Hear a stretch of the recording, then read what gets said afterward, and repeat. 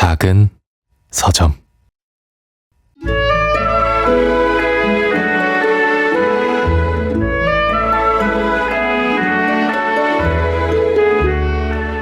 제르베즈는 새벽 2시까지 랑디에를 기다리고 있었다.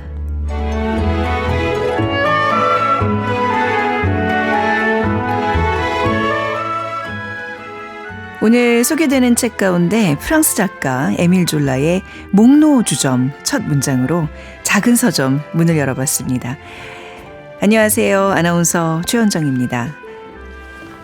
동네 어딘가 자리를 지키고 있는 정겨운 서점처럼 매주 월요일부터 수요일까지 여러분과 함께 책과 사람 이야기 나눠보려고 합니다. 때로는 가볍게 또 때로는 깊이 있게 자연스럽게 스며드는 시간이었으면 좋겠습니다. 오늘은 소설가 최민석 작가의 명작 소개, 그리고 작은 서점 크루들의 특별한 큐레이션, 오늘 이 책 준비되어 있습니다.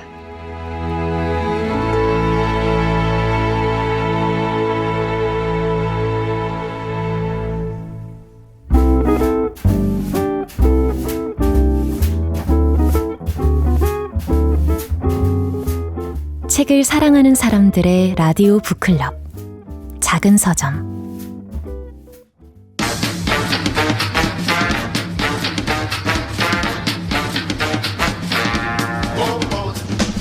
최민석의 불타는 문학.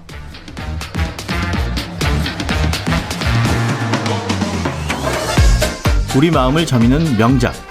오랜 시간 살아 숨쉬며 여전히 불타오르는 명작. 앞으로 그런 명작이 될 거라 여겨지는 작품까지. 최민석 작가가 아끼는 명작 이야기, 작은 서점에서 풀어봅니다. 소설가 최민석의 불타는 문학.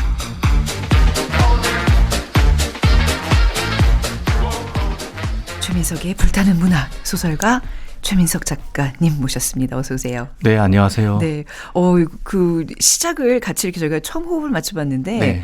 너무 잘 맞네요. 부끄럽습니다. 네. 굉장히 장엄하게 소개를 해주셔서 이렇게 본인의 이름을 걸고 네. 하는 코너인 만큼 굉장히 자부심을 갖고 열심히 하셔야 된다는 저희가 부담을 팍팍 드리는 건데 준비되셨나요? 참고로 이 이름은 네. 제가 붙인 건 아닙니다. 아니 네. 근데 너무 재밌어요. 이게 사실 그 눈으로 볼 때는 네. 그 타는을 이렇게 괄호 처리하면 불문학이잖아요. 그렇죠. 근데 네. 이거를 불타는 문학으로 이렇게 쫙 펼치니까 그러니까 이게 프렌치 리터레처가 아니라 그렇죠. 사실은 파이어 리터레처죠. 네, 불문학. 네. 아니, 그만큼 이제 정말 훨훨 타오르는 그런 열정이 느껴지는 코너가 되리라 믿는데요. 아니, 우리 최민석 작가님과는 제가 사실 구면입니다. 예전에 같이 방송을 했었어요. 저 역사전의 그날에 출연을 하셨죠. 네. 그때 네. 아주 원활한 진행 덕분에 제가 네. 묻어가면서 두 편 출연을 했었죠. 저희가 예전에 그 서가식당에 출연을 작가님이 하셨었어요. 예. 그렇죠. 그때 저희 KBS에서는 방송 잘하는 젊은 작가 하나 건졌다. 출연했다 하면서 굉장히 소문이 파다 있었거든요. 그래서 저희가 잽싸게 섭외를 한 거였습니다. 방송 잘하는 작가로 통하세요. 과찬의 네. 말씀이신 게 그 네. 이후로 네. 섭외가 전혀 없었고 저는 그 얘기를 오늘 처음 듣고요. 아니요, 맞습니다. 역사저널 네. 섭외가 온 건 그 후로 네. 오랜 시간이 흘러서 맞기는 하지만 강산이 한번 변했을 쯤인데 아무튼 감사합니다. 네, 강산이 한 번 더 변해서 저희 작은 서점과 함께 이렇게 함께하고 계십니다. 본인 소개를 좀 직접 들어볼까요? 저는 네. 소설을 쓰는 사람이고요. 네. 소설을 쓰기 전에는 밴드 생활도 조금씩 했었고요. 뮤지션이세요? 그때 이제 곡을 쓰면서 노래를 했고, 소설을 쓰는 것만으로는 뭐 생계를 해결하기 좀 쉽지 않을 것 같아서 네. 글쓰기 강의도 좀 하고 여행 에세이도 쓰고 그러던 와중에 라디오 방송을 조금씩 하자는 제안이 와서 네네. 그것도 감사히 하면서 지냈는데 돌이켜보니까 라디오 방송을 한 거는 뭐 이제 한 13년 정도 되는 것 같습니다. 네. 네. 그 맥주랑 기차를 좋아하신다고 제가 그 책을 아, 읽었거든요. 생맥주와 감사합니다. 기차인가요? 기차와 생맥. 생맥주입니다. 네. 네. 그래서 이분이 나랑은 참 코드가 맞겠구나라는 항상 그 기대감을 갖고 있는데 자, 한번 그 코드를 한번 잘 풀어보자고요. 지금은 그 학생이시라고요? 제가 어쩌다 보니까 네. 소설가인데 문학을 모른다는 그런 부채의식 같은 게 늘 있었어요. 네. 그러다가 소설가는 당연히 이제 평생 공부를 해야 되는 존재거든요.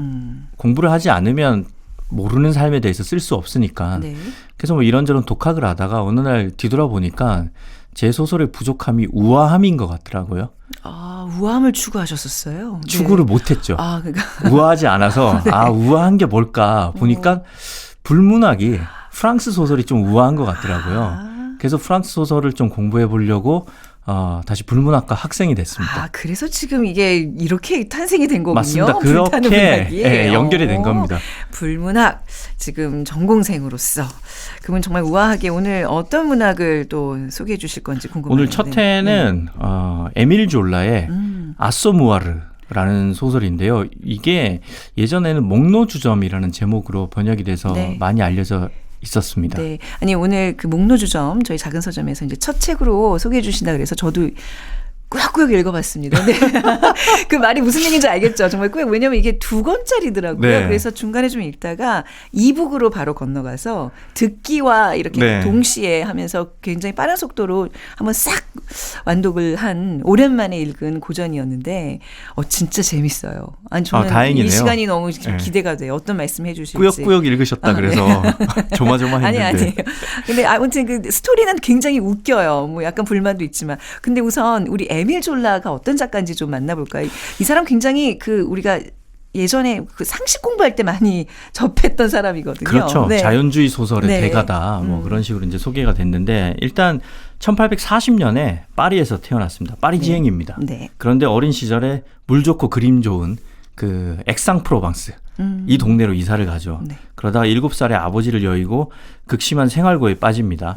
그러다가 이제 1858년 우리로 치면 한 낭낭 18세쯤 되는 거죠. 네. 이때 아버지를 여의고 우울한 상태로 다시 파리지앵이 돼서 돌아옵니다. 공부가 잘 안 됐겠죠. 그래서 작가는 시련이 만든다는데 작가가 될 팔자였는지 대학 입학 시험에 2차례 연이어 낙방을 합니다. 네. 이후에 이제 대가가 된 대부분의 작가들이 그렇듯이 출판사와 저널리스트 생활을 거쳐서 소설을 발표하는데 이때 최초의 자연주의 소설인 테레즈 락강을 발표하게 되죠. 네. 사실 이런 사조 얘기하는 거 저 별로 좋아하지는 않는데 그래도 자연주의가 뭔지는 알아야 이 소설을 좀 이해하는 데 도움이 되거든요. 그렇죠. 네. 이게 저도 뭐 구체적으로 막 설명하고 싶진 않은데 네. 보통의 사조는 기존의 사조에 반발하면서 나오잖아요. 그렇죠. 네네. 예. 애초에 이제 형식을 중시하는 고전주의가 있었고 그 형식을 타파하자 네. 개인의 개성과 자유를 중시하자 낭만주의가 있고 이게 현실을 반영 못한다. 현실은 뭐 정말 어두운데 무슨 낭만적인 타령이냐. 그러면서 사실주의가 나오고 네. 그걸로 부족하다.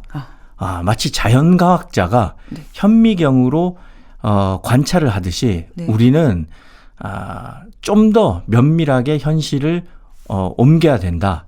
그게 이제 자연주의인 거죠. 자연주의라는 게 그 자연의 아름다움을 예찬하는 그런 그런 게 주의가 아니라 아니죠. 그렇죠. 네. 우리가 보통 이제 대학을 이제 자연대 그러잖아요. 네. 이 자연대가 자연과학이잖아요. 네. 그래서 자연과학자처럼 소설을 아주 엄밀하게 현실을 옮긴다. 이런 게 바로 자연주의인 거죠. 알겠습니다. 좀 어렵게 시작을 하고 있는데 그 굉장히 그 다작을 하는 소설가로 알고 있어요. 네. 루공 마카르 총서라고 예. 이게 20권짜리거든요. 부제가 제2제정기 한 가문의 예. 자연사와 사회사. 여기도 이제 자연이 들어가는 거죠. 네. 예. 아무튼 이런 거창한 제목을 달고 있는데 이게 뭐냐면 루공 마카르 두 집안입니다. 네. 루공 가문과 마카르 가문의 5대에 걸친 이야기예요. 이거를 에밀 졸라가 23년에 걸쳐서 23년 동안 총 20권의 연작 소설로 발표를 했습니다. 1년에 한 편씩 발표를 한 거네요. 거의 뭐 네. 그렇다고 평균으로 잡으면 그런 거죠. 예. 네. 왜 이렇게 대시리즈를 구상을 했을까요? 그러니까 요 이전에 자연주의 이전에 사실주의가 있었고 사실주의의 대가는 발자크인데 발자크. 예. 고리오 영감의 발자크. 그렇죠. 네. 오노레 드 발자크. 네네네. 사실 프랑스 작가 이름들이 네. 다 한국식으로 생각하면 좀 웃겨요. 에밀 졸라는 왠지 불효자 같고 발자크는 왠지 뭐 경기를 일으킬 것 같고 네네. 그런데 아무튼 불효자란 말에서 지금 빵 터졌습니다. 네, 죄송합니다. 네네. 아무튼 이 발자크가 알아듣는 사람만 알아들은 걸로. 발자크가 인간 희극이라는 그 대규모의 대작을 구상하거든요. 네. 이게 뭐냐면 1840년대에 그 인간사를 총 137편의 소설로 담아보겠다. 네. 라고 구상을 해요. 그래서 이제 이거 좀 라코메디 유멘느 이 인간 희극이라고 붙인 거는 사실은 이게 냉소주의입니다.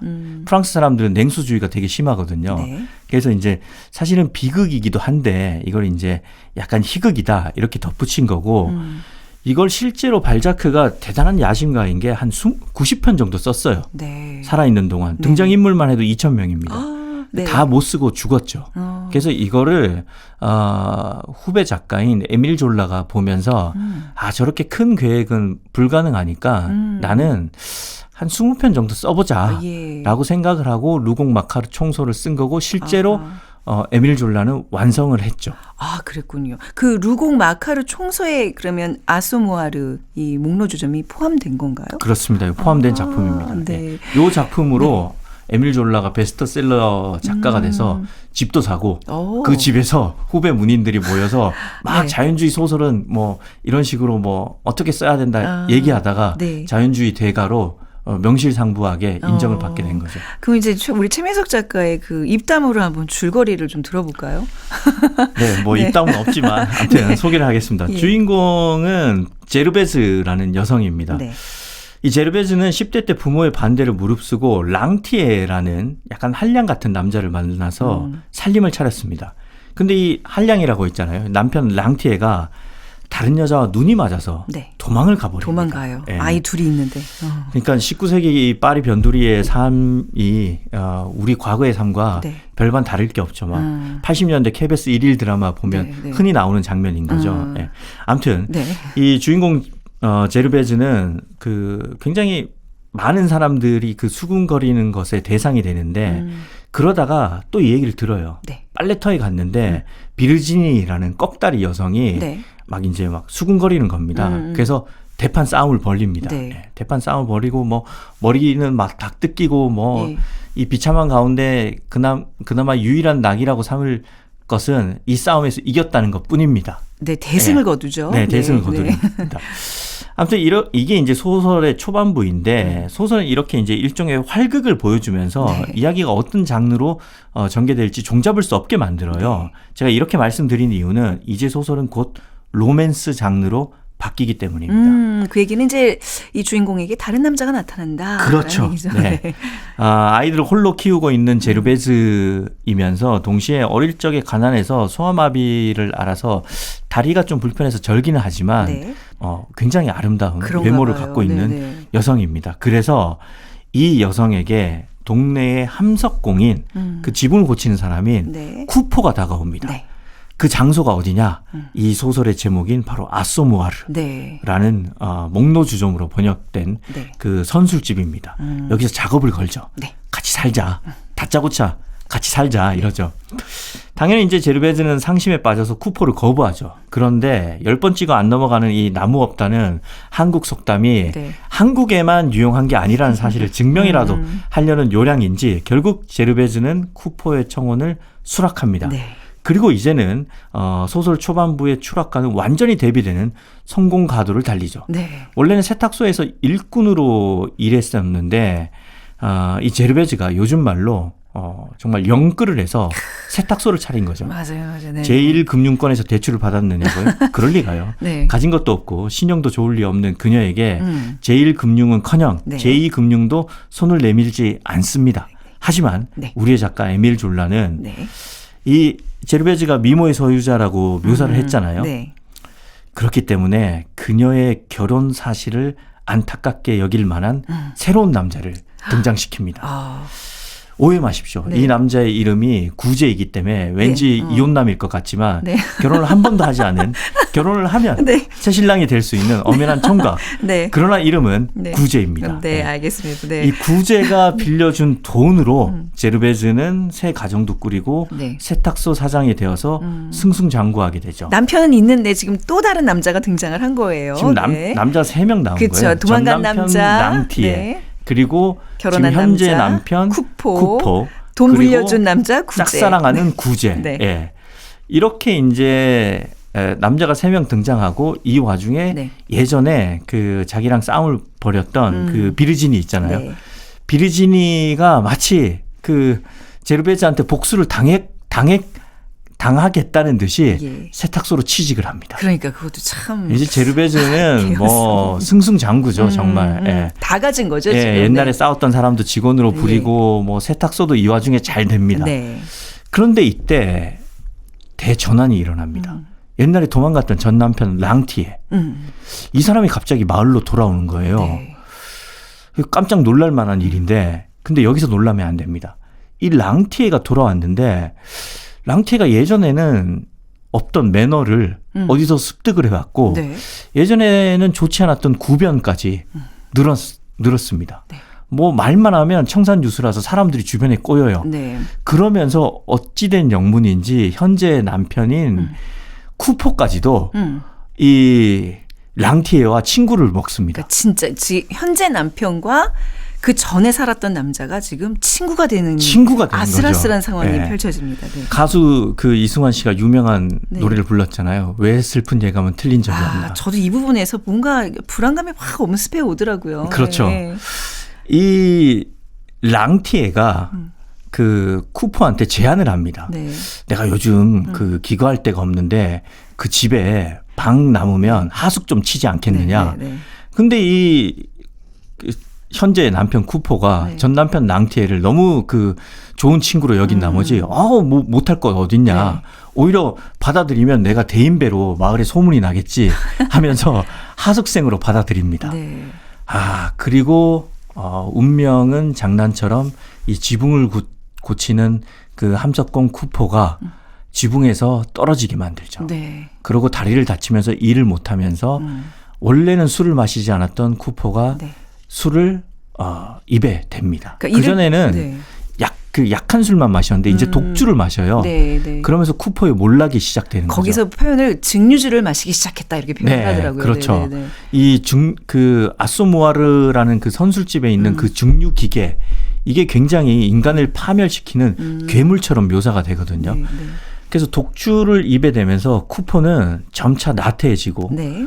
뭐 포악한 인간으로 변해갑니다. 어느 순간 심지어 너무 고주망태가 되어서 네. 자기가 그 토한 이불 위에서 네. 뒹굴면서 자고 있습니다. 네. 이제 제르베즈는 쿠포에게 정이 떨어지는 거죠. 그러면서 마음은 전 남편에게 구변도 좋아지고 예. 매너도 좋아진 심지어 한 집에서 같이 살아요. 랑티에가 자기의 마음속에 들어옵니다. 전 지금 우리 최민석 작가랑 무슨 드라마 얘기하고 있는 것 같아요. 거의 드라마죠. 네. 뭐 21세기로 치자면 약간 막장 드라마 같은 상황인데 네. 그럼에도 불구하고 이 소설은 네. 그 당시 노동자 계층의 그 참혹한 현실을 다루고 있기 때문에 명작인데 아무튼 그러면서 어느 날 급기야 제르베즈와 랑티에는 선을 넘고 맙니다. 네, 네. 그리고 그 광경을 어린 딸이었던 나나가 나나. 목격을 하게 되는 거죠. 네. 이 제가 어린 딸 얘기를 왜 했냐면 나나가 이때부터 삐뚤어지면서 일탈을 일삼고 나중에는 방탕을 일삼거든요. 그게 또 다른 작품 나나로 연결이 됩니다. 네네. 네. 음. 아무튼 그러면서 이제 쿠포는 점차 더 건강도 잃고 정신도 잃고 완전히 추락을 하고 이때부터 제르베즈도 파티와 술에 탐닉을 하게 되면서 이 세탁소 일도 게을리하게 됩니다. 네. 세탁소에서 결국은 계속 뭐 얼룩이 남아 있다. 그러니까요. 빨래가 지저분하다. 그쵸. 이런 소문이 나면서 손님도 계속 끊기고. 예, 손님도 끊기고 네. 나중에 임차료도 못 내게 되고 결국은 남편은 병원에서 정신과 몸을 거의 잃은 채로 네. 사망을 하고 네. 딸 나나는 네. 방탕을 일삼고 전 남편 랑티에는 네. 비르지니와 네. 눈이 맞아서 또 어딘가로 떠나버리고 네네. 이제 제르베즈에게 남은 것은 가난과 외로움밖에 없습니다. 네, 그거를 푸는 곳이 바로 또 그 목로주점. 거기서 네. 또 이 여자도 증류주에 빠지게 손을 되죠. 대더라고요. 그러니까 네. 증류기계라는 예. 괴물에 잠식당하는 삶을 살게 되고 네. 제르베즈가 나중에는 그 얼마나 처참하게 몰락을 하게 되냐면 끼니를 해결할 음식이 없습니다. 네. 그래서 너무나 배가 고파서 그 당시에 그 파리 변두리에 가면 남자들에게 무엇이라도 해도 좋으니 제발 빵이나 좀 달라 이렇게 자신의 몸으로 사업을 벌리는 사람들이 종종 있었다고 해요. 그래서 제르베즈가 가서 그거라도 할 요량으로 거기를 배회합니다. 근데 제르베즈는 이미 자기 삶을 방치하듯이 지냈다 보니까 이제 막 옛날에 매력도 잃고 네. 체중도 불고 누구에게도 매력적이지 않은 거예요. 근데 이 와중에 네. 가장 처참한 이 광경을 가장 보여주고 싶지 않은 자신에게 유일한 순정의 대상이었던 네. 새 신랑인 헌신랑이 아닌 네. 네. 네. 구제를 만나게 됩니다. 돈 빌려줬던. 네. 네. 그리고 제르베즈는 그 치욕을 잊지 못하죠. 예. 그러면서 제르베즈는 차츰 외롭고 쓸쓸하게 빈 방에서 죽어갑니다. 네. 그러니까 한 여자의 그 몰락을 이렇게 그린 소설인데 저는 이렇게 어떻게 사람들이 금방 나태해지고 몰락할 수 있을까? 그 좀 개연성들이 좀 안 와 닿긴 했지만 이게 당시로서는 굉장히 사람들 사이에서는 재밌는 소설로 네. 그죠 공전의 히트작이 된 거잖아요. 그렇죠. 네. 지금 읽어도 사실 저에게는 굉장히 재밌었고요. 네네. 그 우연에 대해서 네. 말씀하셨는데 이게 19세기 소설의 특징입니다. 아, 그러니까 이전의 18세기 소설에서는 네. 17, 18세기 소설은 신의 섭리에 의해서 네. 인물들이 작동을 하는 거죠. 그런데 신의 섭리라는 것은 모든 것이 정해져 있잖아요. 네. 근데 인간이 주체적으로 살 수 있는 것은 우리 삶에 우연한 사건들이 발생하기 때문이다. 네. 그래서 이 19세기 작가들은 우연을 자신의 칼처럼 휘두르죠. 그 가장 대표적인 작가가 빅토르 위고죠. 아, 레미제라블 보면 그렇네요. 비슷하네요, 느낌이요. 그 예. 주인공 그 장발장. 장발장과 그 네. 비운의 소녀가 네, 네. 자신을 괴롭히는 그 사기꾼 부부를 끊임없이 만나잖아요. 네, 네. 정말 우연의 연속으로 맞습니다. 만나는 네, 거잖아요. 네. 그래서 이 우연이 사실 하나의 그 철학적인 장치이기도 하면서 네. 동시에 독자를 재밌게 만드는 아, 장치이기도 하죠. 또 그런 가난과 중독이 나의 어떤 책임이 아니라 정말 사회 구조의 문제라는 걸 계속 이렇게 그렇죠. 암시를 해주는 예. 그런 장치들이죠. 근데 이게 지금 목로 주점으로 우리가 알고 있는데 아소무아르라고 원제가 그렇잖아요. 이게 무슨 그렇죠. 뜻이에요? 원래 이 아소무아르라는 거는 그 동사에서 왔습니다. 이 아소메 이게 이제 아소메 때려 눕히다 이런 뜻이거든요. 네. 그러니까 아소무아르는 명사인데 누군가를 때려 죽일 수 있는 몽둥이 아니면 사람을 때려 눕힐 정도로 힘든 일 이런 뜻을 갖고 있는 명사예요. 네. 이게 이제 19세기 중엽에 파리 그 벨빌 지역에 가난한 노동자들을 대상으로 알코올로 사람을 때려 눕히는 곳 아, 그런 이런 뜻이군요. 그 의미를 내걸고 네. 그 싸구려 술집들이 생겨난 거예요. 그러니까 뭐 몇 잔 마시고 뻗어버릴 수 있는 네. 술집 이런 거죠. 그러니까 이게 이제 뭐 값싼 술집인데 이게 선술집이 된 거고, 네네. 예, 선술집은 뭐 흔하다는 뜻이 되기도 하고 뭐 의자가 없어서 서 있기도 네. 하다 이런 건데, 근데 이제 그래서 일본에서는 이걸 선술집이라고 얘기를 해요. 근데 우리는 왜 목로 주점이라고? 타찌바 그게 이제 선술집으로 번역을 하는데 이게 왜 목로주점이냐? 옛날에 이런 집들이 그 조악한 뭐 박스나 네. 플라스틱 상자 뭐 아무튼 뭐 조악한 벽돌이나 이런 거를 놔두고 그 위에 긴 그 판때기 같은 네. 목재를 그냥 탁 하나 올려놓고 술을 판 거예요. 네네. 그러니까 우리가 생각하는 고상한 바가 아니라 긴 나무 판때기 하나 있는 거죠. 그래서 그거를 목로라고 해서 목로주점이라고 부른 거죠. 그렇군요. 네. 그거를 떠올려서 최초의 번역자가 목로주점이라고 번역을 한 거죠. 네. 아니, 요 시기에 이제 19세기의 유럽을 보면 이제 뭐 미술 작품이나 소설이나 보면 그 압생트라는 그 증류주가 자주 등장하죠. 여기도 네. 나오더라고요. 그 사실은 굉장히 싼 술이죠. 그렇죠. 그러니까 예. 마치 약간 정신착란도 일으켜서 네. 고우가 귀를 잘랐던 게 압생트에 네. 중독이 돼서라는 얘기도 있고 여기서도 마치 이 현실과 이런 고통을 잊기 위해서 계속 그런 증류주를 찾는데 결국 여기에 다 압도당하고 그렇죠. 이걸로 인해서 거의 이제 인생을 그렇습니다. 네, 마감하는. 네. 에밀 졸라가 이 소설에서 술을 굉장히 노동자들이 현실을 잊게 만드는 장치로 일견 묘사를 하는 것 같은데 네. 그 내면적으로는 노동자들이 현실을 잊을 수밖에 없는 것은 술이었는데 그로 인해서 술에 잠식을 당해서 현실에 더 매몰된다. 아. 결국 노동자들은 도망갈 비상구와 출구가 없었다. 네. 그것을 아주 적나라하게 보여주고 싶었던 거죠. 이게 약간 자연주의 소설의 특징이라고 봐야 될까요? 그렇죠. 지금 예. 이런 흐름들이요. 그러니까 낭만주의는 인간을 운명을 개척할 수 있는 낭만적 존재로 봅니다. 네. 레미제라블 결국 혁명에는 실패를 했지만 혁명으로 바꿀 수 있는 네. 능동적인 주체다. 이런 생각을 갖고 있고 거기에 반발해서 아니다. 현실이 이렇게 어두운데 무슨 소리 하느냐. 네. 낭만 타령하지 마라. 그러면서 사실주의 소설로 넘어오면 현실이 굉장히 어두워서 인물들이 그 현실에 편입하려고 노력을 하거나 네. 아니면 그 현실에 편입하지 못해서 좌절하는 것들로 그려지거든요. 그걸로도 부족하다. 현실은 더 참혹하다. 이게 자연주의이기 때문에 여기서는 인물들이 거의 뭐 멸절하는 걸로 아. 그려지는 거죠. 네. 단순히 뭐 일일 드라마처럼 그 자극적이고 흥미 위주의 그런 소설이 아니라 이 지금 자연주의라는 그런 구도 아래서 굉장히 그 현실을 직시하고 비판하는 그런 작가의 정신이 보입니다. 이 에밀 졸라라는 사람이 사실 그 당시 굉장히 유명한 지식인, 뭐 지식인의 대명사 같은 사람이었잖아요. 그 드레피스 사건 그렇죠. 얘기를 안 할 수가 없어요. 예.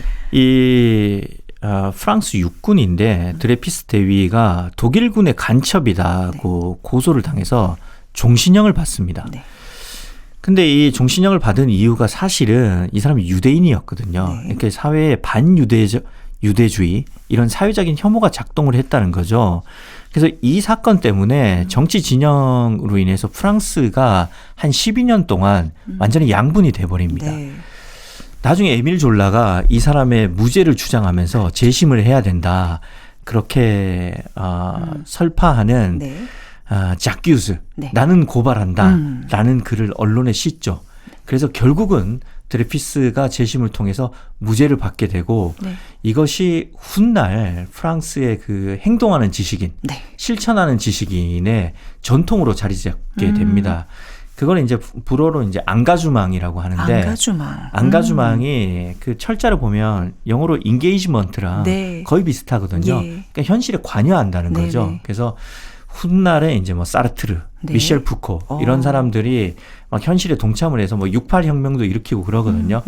그것에 그런 경향의 어떤 초석을 마련한 실천하는 지식인의 대명사다. 네네. 이렇게 볼 수도 있는 거죠. 왜 우리 언론에서도 뭔가 뭐 간첩 조작 사건이 있거나 뭔가 이렇게 진실이 거짓을 이긴다는 뭐 이런 걸 좀 보여주고 싶을 때 한국판 드레피스 사건이다 뭐 이렇게들 네. 많이 표현을 하잖아요. 거기에 바로 그 주인공이 에밀 졸라라는 작가입니다.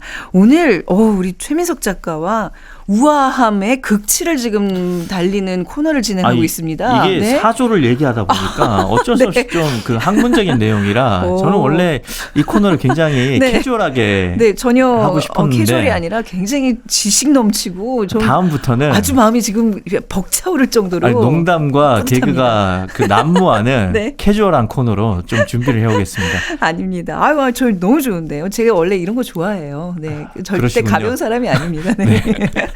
그럴 줄 알았습니다. 네.